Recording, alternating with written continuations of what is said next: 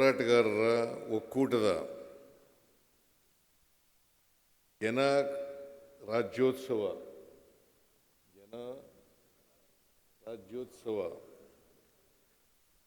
ಒಟ್ಟಾಗಿ ಸೇರಿ ಆಚರಣೆ ಮಾಡ್ತಾ ಇರ್ತಕ್ಕಂಥದ್ದು ಭಾಳ ಸಂತೋಷದ ವಿಚಾರ ಅಂತೇಳಿ ನಾನು ಭಾವಿಸ್ಕೊಂಡಿದ್ದೇನೆ.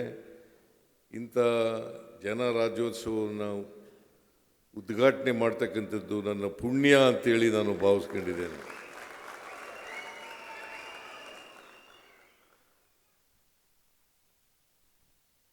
ಇಂಥ ಗಳಿಗೆಗೋಸ್ಕರ ನಾನು ಕಾಯ್ತಾ ಇದ್ದೆ. ಕನ್ನಡದ ಹೋರಾಟಗಾರರೆಲ್ಲ ಒಂದು ಕಡೆ ಸೇರಬೇಕು, ಒಕ್ಕೂಟದ ವ್ಯವಸ್ಥೆಯನ್ನು ಮಾಡ್ಕೋಬೇಕು, ಕನ್ನಡದ ಪರವಾಗಿ, ಕನ್ನಡ ಭಾಷೆಯ ಪರವಾಗಿ, ಕನ್ನಡ ನಾಡು, ಜಲ ನೆಲ ಜಲ ಗಡಿ ಇವುಗಳ ಬಗ್ಗೆ ಹೋರಾಟ ಮಾಡ್ತಕ್ಕಂಥ ಪ್ರವೃತ್ತಿಯನ್ನು ಬೆಳೆಸ್ಕೋಬೇಕು ಅಂತಕ್ಕಂಥ ಮಾತುಗಳನ್ನು ಹೇಳಲಿಕ್ಕೆ ಬಯಸ್ತಾ ಇದ್ದೇನೆ. ಅದಕ್ಕೆ ಕುವೆಂಪು ಅವರು ಒಂದು ಮಾತನ್ನು ಹೇಳಿದ್ದಾರೆ, ಎಲ್ಲಾದರೂ ಇರು, ಎಂತಾದರೂ ಇರು, ನೀನು ಕನ್ನಡಿಗನಾಗಿರು ಅಂತ ಹೇಳ್ತಾರೆ. ಎಲ್ಲಾದರೂ ಇರು, ಎಂತಾದರೂ ಇರು, ನೀನು ಮೊದಲು ಕನ್ನಡಿಗನಾಗಿರು ಅಂತ ಹೇಳ್ತಾರೆ. ಅದರಿಂದ ನಾವೆಲ್ಲರೂ ಕೂಡ ಕನ್ನಡಿಗರು. ಅದಕ್ಕೆ ನಮ್ಮ ಕರ್ನಾಟಕದಲ್ಲಿ ನಾನು ಸಾರಾ ಗೋವಿಂದ ಹೇಳಿದ್ರಲ್ಲ, ನನಗೆ ರಾಮಕೃಷ್ಣ ಹೆಗ್ಡೆಯವರು ಮುಖ್ಯಮಂತ್ರಿಗಳಾಗಿದ್ದರು. ಆಗ ನನಗೆ ಒಂದಿನ ಕರೆದು ನೀನು ಕನ್ನಡ ಕಾವಲು ಸಮಿತಿ ಅಧ್ಯಕ್ಷನಾಗು ಅಂತ ಹೇಳಿದರು. ಅದು 1983ರಲ್ಲಿ. ನಾನು ರಾಮಕೃಷ್ಣ ಹೆಗ್ಡೆಯವ್ರಿಗೆ ಕೇಳಿದೆ, ಸರ್, ನಾನು ಕರ್ನಾಟಕದಲ್ಲಿ ಕನ್ನಡ ನಾಡಿನಲ್ಲಿ ಕನ್ನಡ ಕಾಯಲಿಕ್ಕೆ ಒಂದು ಸಮಿತಿ ಬೇಕು, ಅದರ ಅಧ್ಯಕ್ಷನಾಗಲಿಕ್ಕೆ ನಾನು ಸಾಧ್ಯ ಇಲ್ಲ ಅಂತಕ್ಕಂಥ ಮಾತುಗಳನ್ನು ಹೇಳಿದೆ. ಜೊತೆಗೆ ನಾನು ಕನ್ನಡ ಭಾಷೆಯನ್ನು ಅಧ್ಯಯನ ಏನು ಮಾಡಿಲ್ಲ, ಕನ್ನಡ MA ಏನು ಮಾಡಿಲ್ಲ. ಆದ್ದರಿಂದ ನಾನು ಸೂಕ್ತ ಅಲ್ಲ ಅಂತಕ್ಕಂಥ ಮಾತುಗಳನ್ನು ಹೇಳಿದೆ. ಆಗ ರಾಮಕೃಷ್ಣ ಹೆಗ್ಡೆಯವರು ಹೇಳಿದ್ರು, ಇದು ಮೊದಲನೇ ಸಮಿತಿ, ನೀನು ಕನ್ನಡದ ಬಗ್ಗೆ ಅಭಿಮಾನಿ ಇದೆಯಾ, ಆದ್ದರಿಂದ ನೀನೇ ಆಗಬೇಕು ಅಂತ ಹೇಳಿದ್ರು. ಹಾಗಾಗಿ ನಾನು ಒಪ್ಕೊಂಡು ಸುಮಾರು 1.5 ವರ್ಷ ಕನ್ನಡ ಕಾವಲು ಸಮಿತಿ ಅಧ್ಯಕ್ಷನಾಗಿದ್ದೆ.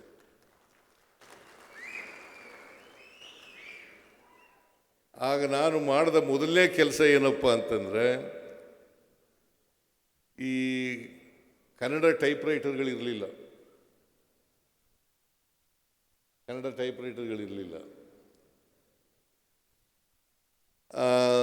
ಎಲ್ಲ ಕಡೆ ಇಂಗ್ಲೀಷ್ ಟೈಪ್ರೈಟರ್ಗಳಿದ್ದವು. ಜಿಲ್ಲೆಗೆ ಪ್ರವಾಸ ಮಾಡಿ ಇಂಗ್ಲೀಷ್ ಟೈಪ್ರೈಟರ್ಗಳನ್ನು ಬದಲಾವಣೆ ಮಾಡಿ ಕನ್ನಡ ಟೈಪ್ರೈಟರ್ಗಳನ್ನು ಕೊಡಿಸ್ತಕ್ಕಂಥ ಕೆಲಸವನ್ನು ಮಾಡಿದೆ. ಯಾಕಂದರೆ ರಾಜ್ಯದಲ್ಲಿ ಕನ್ನಡ ಆಡಳಿತ ಭಾಷೆ ಆಗಬೇಕು,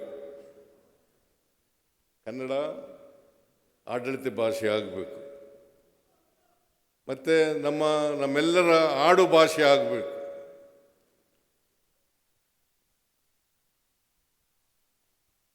ನಮ್ಮ ಅಧಿಕಾರಿಗಳು ಅವರು ಕನ್ನಡವನ್ನು ಬಳಸ್ತಕ್ಕಂಥದ್ದು ಭಾಳ ಕಡಿಮೆ ಆಗ್ತದೆ. ಕನ್ನಡವನ್ನು ಬಳಸ್ತಕ್ಕಂಥದ್ದು ಅನಿವಾರ್ಯ ಆಗಬೇಕು. ಆ ಕೆಲಸವನ್ನು ಮಾಡಲೇಬೇಕು ಅಂತೇಳಿ ತೀರ್ಮಾನ ಮಾಡಿ ನಾನು ಯಾರೇ ಇಂಗ್ಲೀಷ್ನಲ್ಲಿ ಮಾತಾಡಿದ್ರೂ ಕೂಡ ಕನ್ನಡದಲ್ಲೇ ಮಾತನಾಡ್ತಕ್ಕಂಥ ಕೆಲಸವನ್ನು ಪ್ರಾರಂಭ ಮಾಡಿದೆ.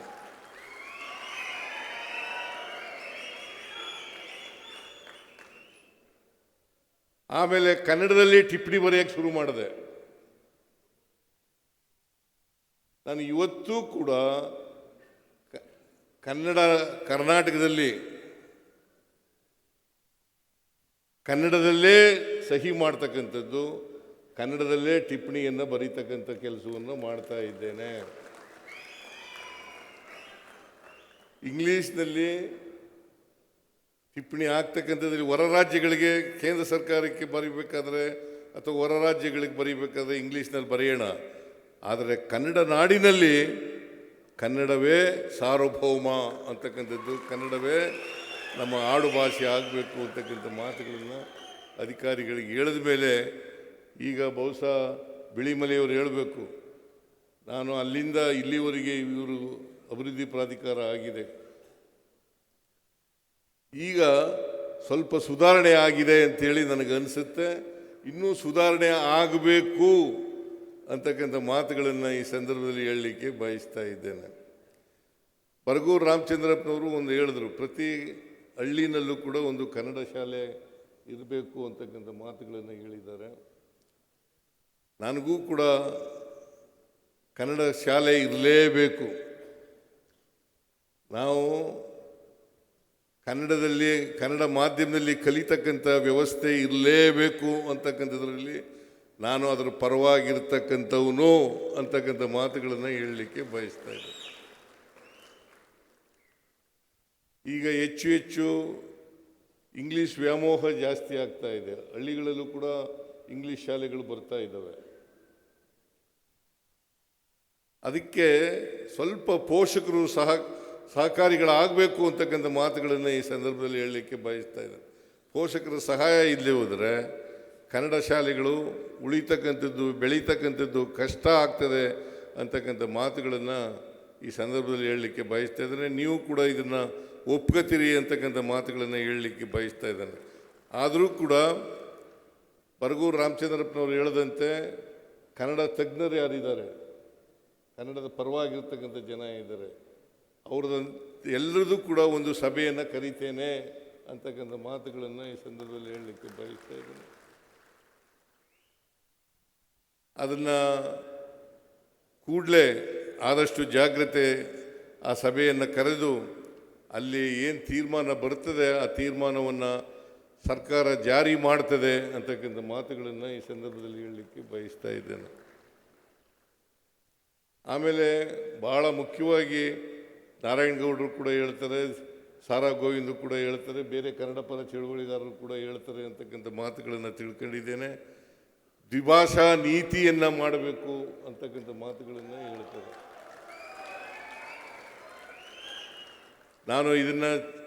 ನಾನು ವೈಯಕ್ತಿಕವಾಗಿ ಪರವಾಗಿದ್ದೀನಿ, ದ್ವಿಭಾಷಾ ನೀತಿ ಪರವಾಗಿ ವೈಯಕ್ತಿಕವಾಗಿದ್ದೇನೆ.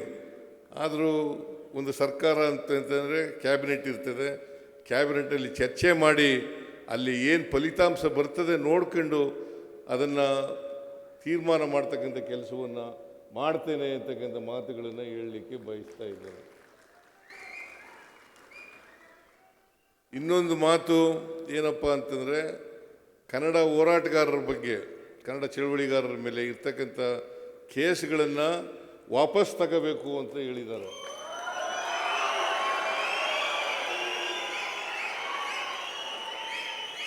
ಇದಕ್ಕೆ ಜಾಸ್ತಿ ಸಿಳ್ಳೆ ಬರ್ತಾ ಇರೋದು ನೋಡಿದ್ರೆ ಭಾಳ ಕೇಸ್ಗಳಿದ್ದಾವೆ ಅಂತ ಹೇಳಿ ಗೊತ್ತಾಗ್ತದೆ. ನಾನು ಒಂದು ಸಬ್ ಕಮಿಟಿ ಮಾಡಿದ್ದೀನಿ, ಅದಕ್ಕೆ ಪರಮೇಶ್ವರ್ ಅವರು ಗೃಹ ಸಚಿವರು ಅಧ್ಯಕ್ಷರಾಗಿದ್ದಾರೆ. ಅವ್ರ ಜೊತೆ ಕೂಡಲೇ ಮಾತಾಡಿ ಕನ್ನಡ ಹೋರಾಟಗಾರರ ಮೇಲೆ ಇರ್ತಕ್ಕಂಥ ಎಲ್ಲ ಕೇಸುಗಳನ್ನು ಕೂಡ ವಾಪಸ್ ತಗೊಳ್ತಕ್ಕಂಥ ಕೆಲಸವನ್ನು ಮಾಡ್ತೀನಿ ಅಂತಕ್ಕಂಥ ಮಾತುಗಳನ್ನು ಈ ಸಂದರ್ಭದಲ್ಲಿ ಹೇಳಲಿಕ್ಕೆ ಬಯಸ್ತಾ ಇದ್ದೇನೆ.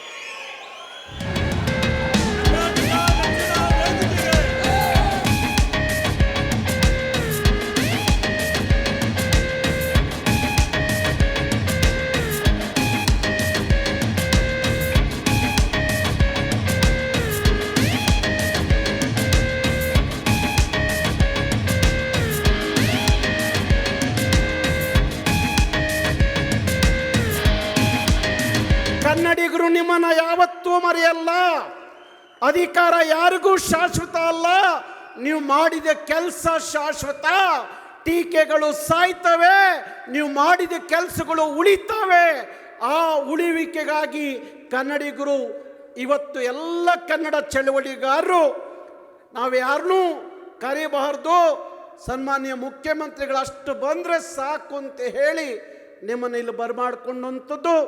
ಇವತ್ತು ಕನ್ನಡದ ವಿಚಾರದಲ್ಲಿ ಸ್ಪಷ್ಟವಾದಂಥ ಉತ್ತರವನ್ನು ನಿಮ್ಮಿಂದ ನಾವು ಪಡ್ಕೊಂಡಿದ್ದೀವಿ. ಹಾಗಾಗಿ ಈ ಕಾರ್ಯಕ್ರಮ ನಿಜಕ್ಕೂ ಸಾರ್ಥಕತೆಯನ್ನು ಪಡ್ಕೊಂಡಿದೆ ಅಂತ ಹೇಳಿ ನಾನು ಹೇಳಲಿಕ್ಕೆ ಇಷ್ಟಪಡ್ತೀನಿ. ಬಹುಶಃ ಇಲ್ಲಿರುವಂಥ ಎಲ್ಲ ಕನ್ನಡದ ಹೋರಾಟಗಾರರು ನೋಡ್ರಿ, ಅವರಿಗೆ ಯಾವ ಸರ್ಕಾರದ ಅನುದಾನ, ಸಂಬಳ ಮತ್ತೊಂದು ಎಂಥದೂ ಇಲ್ಲ. ತನ್ನ ಕುಟುಂಬವನ್ನು ಬಿಟ್ಟು, ತನ್ನ ಬದುಕನ್ನು ಬಿಟ್ಟು ಕನ್ನಡಕ್ಕಾಗಿ ನೂರಾರು ಮೊಕದ್ದಮೆಗಳನ್ನು ಹಾಕ್ಕೊಂಡು 16 ವರ್ಷ ಜೈಲು, 16 ವರ್ಷ ಕೋರ್ಟ್ ಕಟ್ಕಟೆಯಲ್ಲಿ ನಿಂತ್ಕೊಂಡು ಕನ್ನಡದ ನಾಡಿಗಾಗಿ, ನುಡಿಗಾಗಿ ಯಾರೂ ಸಹ ಸಿದ್ದರಾಮಯ್ಯನನ್ನು ಹೊರತುಪಡಿಸಿ ಏನಾದರೂ ನಾನು ಮಾತಾಡಬೇಕು ಅನ್ನೋದಾದರೆ 224 ಜನ ವಿಧಾನಸಭೆಯಲ್ಲಿ ಕೂತಿರುವಂಥವರು ಅವ್ರು ಯಾವತ್ತೂ ಕನ್ನಡಕ್ಕಾಗಿ ಒಂದು ದಿವಸ ಜೈಲಿಗೆ ಹೋದವರಲ್ಲ, ಕನ್ನಡಕ್ಕಾಗಿ ಒಂದು ಕೇಸ್ ಹಾಕಿಸ್ಕೊಂಡವರಲ್ಲ, ಕನ್ನಡಕ್ಕಾಗಿ ಕೋರ್ಟ್ ಕಟ್ಕಟೆಯಲ್ಲಿ ನಿಂತವರಲ್ಲ. ಯಾರಾದರೂ ಕನ್ನಡಕ್ಕಾಗಿ ಜೈಲಿಗೆ ಹೋಗಿದ್ರೆ, ಕನ್ನಡಕ್ಕಾಗಿ ಕೇಸ್ ಹಾಕಿಸ್ಕೊಂಡಿದ್ರೆ, ಕನ್ನಡಕ್ಕಾಗಿ 16 ವರ್ಷ ಕೋರ್ಟ್ ಕಟ್ಕಟೆಯಲ್ಲಿ ಹಲ್ದಿದ್ರೆ ಅದು ನಮ್ಮಂಥ ಹೋರಾಟಗಾರರು ಮಾತ್ರ.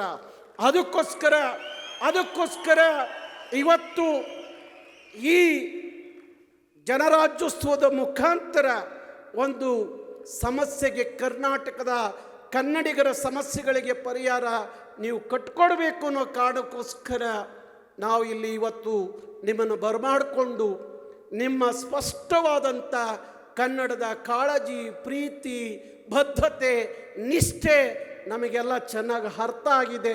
ಹಾಗಾಗಿ ನಿಮ್ಮ ಕಾಲಕ್ಕೆ ಇವತ್ತಿನ ಎಲ್ಲ ಕನ್ನಡದ ಸಮಸ್ಯೆಗಳಿಗೆ ಪರಿಹಾರ ಸಿಗುವಂಥದ್ದು ಆಗಬೇಕು. ಯಾಕೆ ನಾವು ದ್ವಿಭಾಷೆ ಸೂತ್ರದ ಬಗ್ಗೆ, ಹಿಂದಿ ಹೇರಿಕೆ ಬಗ್ಗೆ, ಉದ್ಯೋಗದ ಬಗ್ಗೆ ನೀವು ಸಚಿವ ಸಂಪುಟದಲ್ಲಿ ತಗೊಂಬಂದ್ರಿ, ಸಚಿವ ಸಂಪುಟಕ್ಕೆ ತಗೊಂಬಂದ್ರಿ. ಕನ್ನಡಿಗರಿಗೆ ಉದ್ಯೋಗ ಮೀಸಲಾತಿ, ಡಾಕ್ಟರ್ ಸರೋಜಿನಿ ಮಹಿಷಿ ವರದಿ ಅನುಷ್ಠಾನ ಆಗಬೇಕು ಅಂತ ಹೇಳಿ ಸಚಿವ ಸಂಪುಟದ ತೀರ್ಮಾನ ಆಯಿತು. ಅವ್ರು ಯಾರೋ 2-3 ಜನ IT ಕಂಪ್ನಿಯವರು ವಿರೋಧ ವ್ಯಕ್ತಪಡಿಸಿರು. ನಾವು ಬೆಂಗಳೂರು ಬಿಟ್ಬಿಟ್ಟು ಎಲ್ಲೋ ಬೇರೆ ರಾಜ್ಯಗಳಿಗೆ ಹೋಗ್ತೀವಿ ಅನ್ನೋ ಕಾರಣಕ್ಕೋಸ್ಕರ ಅದು ಅಲ್ಲೇ ನಿಂತಿದೆ. ಯಾಕೆಂದರೆ ರಾಮಕೃಷ್ಣ ಹೆಗಡೆಯವರ ಕಾಲದಲ್ಲಿ ಡಾಕ್ಟರ್ ಸರೋಜಿನಿ ಮಹಿಷಿ ವರದಿ ಅನುಷ್ಠಾನ ಆಗಬೇಕು ಅಂತ ಒಂದು ಸಮಿತಿ ಮಾಡಿ, ಆ ಸಮಿತಿಗೆ ಅವತ್ತು ನ್ಯಾಯವಾದಿ ಸರೋಜಿನಿಯವ್ರನ್ನ ಅಧ್ಯಕ್ಷನು ಮಾಡಿ ಆ ಸಮಿತಿ ಕೊಟ್ಟಂಥ ವರದಿ ಅವತ್ತಿಗೂ ಜಾರಿಗೆ ಆಗಿಲ್ಲ, ಇವತ್ತಿಗೂ ಜಾರಿಗಾಗಿಲ್ಲ. ನಿಮ್ಮ ಕಾಲಕ್ಕಾದರೂ ಅದೊಂದು ಕನ್ನಡದ ಮಕ್ಕಳಿಗೆ ಉದ್ಯೋಗದ ಒಂದು ಕಾಯ್ದೆ ಅಧಿಕೃತವಾಗಿ ಘೋಷಣೆ ಆಗಲಿ ಅನ್ನೋದು ನಮ್ಮೆಲ್ಲರ ಉದ್ದೇಶ. ಅದಕ್ಕಾಗಿ ಇಂಥದ್ದೊಂದು ಸಂಭ್ರಮ, ಅದಕ್ಕಾಗಿ ನಾವೆಲ್ಲ ನಿಮ್ಮನ್ನು ಬರಮಾಡಿಕೊಂಡಿದ್ದು. ದಯವಿಟ್ಟು ಆದಷ್ಟು ಬೇಗ ಮತ್ತೊಮ್ಮೆ ಸಚಿವ ಸಂಪುಟಕ್ಕೆ ತಂದು ಇವತ್ತಿಗೆ ಅನುಗುಣವಾಗಿ ಮಹಿಷಿ ವರದಿ ಒಂದಷ್ಟು ತಿದ್ದುಪಡಿ ಆಗಿ ಇವತ್ತಿನ ಈ ನೆಲದ ಮಕ್ಕಳಿಗೆ ಕೆಲಸ ಕೊಡಬೇಕು. ನಾವು Bengaluru railway station, Yeshwanthpur railway station ನಿಂತ್ಕೊಂಡ್ರೆ ಒಂದು ದಿನಕ್ಕೆ ಉತ್ತರ ಭಾರತದ ಹಿಂದಿ ರಾಜ್ಯಗಳಿಂದ ಬರುವಂಥ ವಲಸೆ ಕಡಿಮೆ ಅಂದರೂ ದಿನಕ್ಕೆ 5,000ಕ್ಕೂ ಹೆಚ್ಚು ನಮ್ಮ ನಾಡಿಗೆ ವಲಸೆ ಬರ್ತಾ ಇದ್ದಾರೆ. ಇಡೀ ಮೊನ್ನೆ ನಿಮಗೆ ಗಮನಕ್ಕೆ ತರ್ತೀನಿ, ಬೆಂಗಳೂರಿನ ಉತ್ತರ ಭಾರತದ ಹಿಂದಿ ರಾಜ್ಯಗಳ ಉದ್ಯಮಿಗಳು ಅಶೋಕ ಹೋಟ್ಲಲ್ಲಿ ಒಂದು ಸಭೆ ಮಾಡಿದ್ರು. ಆ ಸಭೆಯಲ್ಲಿ ಅವ್ರು ತಗೊಂಡಂಥ ನಿರ್ಣಯ ಏನು ಅಂದರೆ, ಕನ್ನಡಿಗರು ಬೆಂಗಳೂರಿನಲ್ಲಿ ಕೇವಲ 26% ಇದ್ದಾರೆ. ಅದಕ್ಕಾಗಿ ಈ ಬೆಂಗಳೂರಿನ ಕೇಂದ್ರಾಡಳಿತ ಪ್ರದೇಶ ಅಂತ ಘೋಷಣೆ ಮಾಡಿಸ್ಬೇಕು ಅಂತ ಹೇಳಿ ರಾಷ್ಟ್ರಪತಿಗಳನ್ನು, ಪ್ರಧಾನಮಂತ್ರಿಗಳನ್ನ ಭೇಟಿ ಮಾಡಲಿಕ್ಕೆ ಒಂದು ನಿಯೋಗ ಸಜ್ಜಾಗಿತ್ತು. ಹಾಗಾಗಿ ಇಂಥ ಎಲ್ಲ ಹುನ್ನಾರಗಳು ಈ ನಾಡಿಗೆ ಬಂದಂಥ ವಲಸೆ ಉದ್ಯಮಿಗಳು, ವಲಸೆಕೋರರಿಂದ ಆಗ್ತಿರುವಾಗ ಈ ನಾಡನ್ನು ರಕ್ಷಣೆ ಮಾಡಲಿಕ್ಕೆ ಸಾಧ್ಯ ಆಗೋದು ನಿಮ್ಮಿಂದ ಮಾತ್ರ ಅನ್ನುವ ಮಾತನ್ನ ಹೇಳುತ್ತಾ, ಬಹುಶಃ ಇವತ್ತು ಈ ಕಾರ್ಯಕ್ರಮ ನಿಜಕ್ಕೂ ನಿಮ್ಮ ಉಪಸ್ಥಿತಿಯಲ್ಲಿ ನಮ್ಮ ಇವತ್ತು ಹೊರಟ್ಟಿಯವರು ಬಹುಶಃ ಅವರು ಇವತ್ತು ಕನ್ನಡದ ವಿಚಾರದಲ್ಲಿ ಮಾತಾಡ್ತಾ ಇಲ್ಲ. ಪ್ರತಿ ಸಂದರ್ಭದಲ್ಲೂ ನಮ್ಮ ಜೊತೆಯಲ್ಲಿ ಬಸವರಾಜ ಹೊರಟ್ಟಿಯವರು ಯಾವಾಗಲೂ ಹೇಳೋರು, ಕನ್ನಡ ಹೋರಾಟಗಾರರೆಲ್ಲ ನೀವು ಒಂದು ವೇದಿಕೆಗೆ ಬಂದು ಒಂದು ಶಕ್ತಿ ಆದರೆ ಈ ನಾಡಿನ ಸಮಸ್ಯೆಗಳಿಗೆ ಪರಿಹಾರ ಸಿಗುತ್ತೆ ಅಂತ ಹೇಳಿ. ಹಾಗಾಗಿ ಅವರು ಇವತ್ತು ಈ ವೇದಿಕೆಯನ್ನು ಹಂಚ್ಕೊಂಡಿರೋದಿದೆಯಲ್ಲ, ನಮಗೆಲ್ಲ ಭಾರಿ ಖುಷಿ ಇದೆ. ಹಾಗೆ ನಮ್ಮ ನಾಡೋಜ ಬರಗೂರು ರಾಮಚಂದ್ರಪ್ಪನವರು ಅದ್ಭುತವಾದಂಥ ವಿಚಾರಗಳನ್ನು ಇಲ್ಲಿ ವ್ಯಕ್ತಪಡಿಸಿದ್ದಾರೆ. ಕನ್ನಡದ ಅಭಿವೃದ್ಧಿ ಪ್ರಾಧಿಕಾರಕ್ಕೆ ಯಾರಿಗೆ ಎಷ್ಟು ಶಕ್ತಿ ಕೊಡ್ತೀರೋ ನಿಮ್ಮ ಸಚಿವ ಸಂಪುಟದ ಸಚಿವಾಲಯಕ್ಕೆ ಗೊತ್ತಿಲ್ಲ. ಆ ಕನ್ನಡದ ಅಭಿವೃದ್ಧಿ ಪ್ರಾಧಿಕಾರಕ್ಕೆ ಕೇವಲ ಬುಸ್ಕುಡಕ್ಕೆ ಅಷ್ಟೇ ಅಧಿಕಾರ ಆಗಬಾರ್ದು. ಅವರು ಏನೇ ಕನ್ನಡದ ವಿಚಾರದಲ್ಲಿ ಗಟ್ಟಿಯಾದಂಥ ನಿಲುವನ್ನು ತೀರ್ಮಾನ ತಗೊಳ್ಳಿಕ್ಕೆ ಸರ್ಕಾರ ಅವರಿಗೆ ಎಲ್ಲ ರೀತಿಯ ಶಕ್ತಿ ತುಂಬುವಂಥದ್ದು ಆಗಬೇಕು ಅಂತ ಹೇಳ್ತಾ, ವೇದಿಕೆಯಲ್ಲಿ ಕುಳಿತಿರುವಂಥ ಎಲ್ಲ ಕನ್ನಡದ ಹೋರಾಟಗಾರರಿಗೆ ವಿಶೇಷವಾಗಿ ನಿಮಗೆಲ್ಲರಿಗೂ ನಾನು ಸಭೆಯ ಅಧ್ಯಕ್ಷನಾಗಿದ್ದರೂ ನನ್ನ ನೋವು ಇವತ್ತು ಹೇಳಬೇಕು ಅಂತ ಇದ್ದೆ. ಬಹುಶಃ ವೇದಿಕೆಯಲ್ಲಿದ್ದಂಥ ಎಲ್ಲರೂ ಮಾತಾಡುವಾಗ ನನ್ನ ನೋವನ್ನು ಮರೆಸಿದ್ದು. ಯಾಕೆಂದರೆ ನನ್ನ ಮೇಲೂ 42 ಕೇಸಿದೆ. ನಾನು ಯಾವತ್ತೂ 40 ವರ್ಷದಲ್ಲಿ ನನ್ನ ಸ್ವಂತಕ್ಕೋಸ್ಕರ ಒಂದು ಪೊಲೀಸ್ ಸ್ಟೇಷನ್ ಮೆಟ್ಲು ಹತ್ತಿಲ್ಲ, ನನ್ನ ಸ್ವಂತಕ್ಕಾಗಿ ಪೊಲೀಸ್ ಸ್ಟೇಷನ್ ಮೆಟ್ಲು ಹತ್ತಿಲ್ಲ. ಆದರೆ ಇವತ್ತು 42 ಕೇಸ್ಗಳು ಯಾವುದಾಯಿತು ಅಂದರೆ ಕನ್ನಡ, ಕನ್ನಡಿಗ, ಕರ್ನಾಟಕ, ಕನ್ನಡದ ಮಕ್ಕಳ ಉದ್ಯೋಗ, ಕನ್ನಡಿಗರ ಬದುಕು, ಕನ್ನಡದ ಗಡಿ, ನೆಲ, ಜಲ. ಅದಕ್ಕಾಗಿ ನಾವು ಇವತ್ತಿಗೂ ಕೋರ್ಟ್ ಹಲಿತಾ ಇದ್ದೀವಿ. ಹಾಗಾಗಿ ಆದಷ್ಟು ಬೇಗ ಎಲ್ಲ ಹೋರಾಟಗಾರರ ಕೇಸುಗಳನ್ನು ವಾಪಸ್ ತಗೊಳ್ಳುವಂಥದ್ದು ಆಗಬೇಕು. ಇವತ್ತು ಇಲ್ಲಿ ನಿಮ್ಮ ಭರವಸೆ ನಾವು ಕಾದು ನೋಡ್ತೀವಿ. ನಿಮ್ಮ ಮೇಲೆ ಮಾತ್ರ ನಮಗೆ ಭರವಸೆ ಇದೆ. ನಿಮ್ಮ ಸಚಿವ ಸಂಪುಟದಲ್ಲಿ ಯಾರು ಏನೋ ಗೊತ್ತಿಲ್ಲ, ಆದರೆ ನಿಮ್ಮ ಸಚಿವ ಸಂಪುಟದಲ್ಲಿ ನಮಗೆ ಕನ್ನಡದ ಬದ್ಧತೆ, ಕಾಳಜಿ, ಕಳಕಳಿ ಇರುವಂಥವರು ಇದ್ದಾರೆ ಅನ್ನೋದಾದರೆ ಅದು ಸನ್ಮಾನ್ಯ ಸಿದ್ದರಾಮಯ್ಯನವರು ಮಾತ್ರ ಅನ್ನೋದು. ಅದಕ್ಕಾಗಿ ಆ ಕಾಳಜಿಯನ್ನು, ಆ ಪ್ರೀತಿಯನ್ನು, ಆ ನಂಬಿಕೆಯನ್ನು ಶಾಶ್ವತವಾಗಿ ಕನ್ನಡದ ಇತಿಹಾಸದ ಸುವರ್ಣ ಅಕ್ಷರದಲ್ಲಿ ಬರೆಯುವಂಥ ಕೆಲಸ ಸಿದ್ದರಾಮಯ್ಯನವ್ರ ಹೆಸರು ಆಗಲಿ.